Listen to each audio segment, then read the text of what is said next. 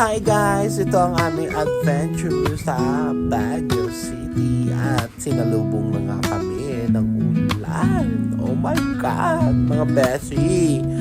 Ayan o, sobrang kapal na ng fog. Oh my God! Parang hindi mo nakita yung kagad yung ano, diba? Yung kabila kasi maulan. Yes, sinalubong nga kami ng ulan at fog nitong araw na to.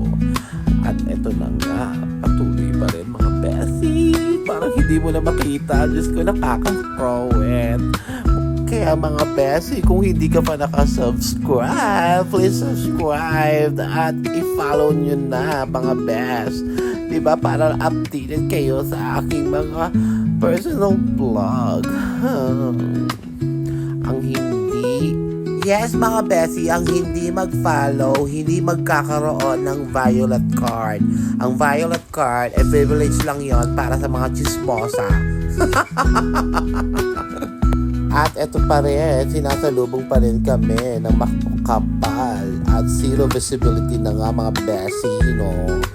Ayan, palapit na kami at eto na, nandito na, malapit na kami sa aming hotel na tutuluyan ngayon. 3 days lang kami dito ngayon, Bessie. Diba? Kaya ano pa? Diyos ko! Diba? Iba ang Baguio talaga, no? Talagang kaya pala talaga lagi dito na lang ang gusto. Dahil dito matatagpuan ang tunay na lamig. Malamega talaga mga Bessie, no? For sure, kung wala kang partner, ay talaga namang lalamigin ka dito dahil wala kang kayakat. Ay, nako, sino ba kaya matatagpuan ko dito? Oh my God! Ito na nga mga besi, malapit na kami. Konting kempot na lang to at makikita nyo na ang napakagandang hotel ng Azalea Hotel. And of course, syempre Baguio is the summer capital of the Philippines because sa napakalamig ng klima dito, no? Talaga namang, Diyos ko, napakainit sa Pilipinas pero dito nyo matatagpuan ang lamig. Hindi lamig sa katawan, ha? Ang lamig syempre ng klima na hinahanap-hanap natin, diba?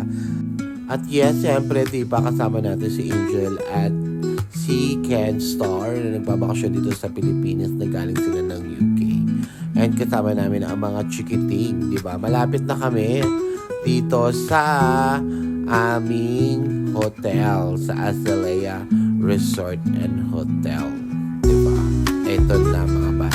Makikita ninyo ang kagandahan ng rooms, facilities at syempre ng hotel ng kabuuan. Ito na.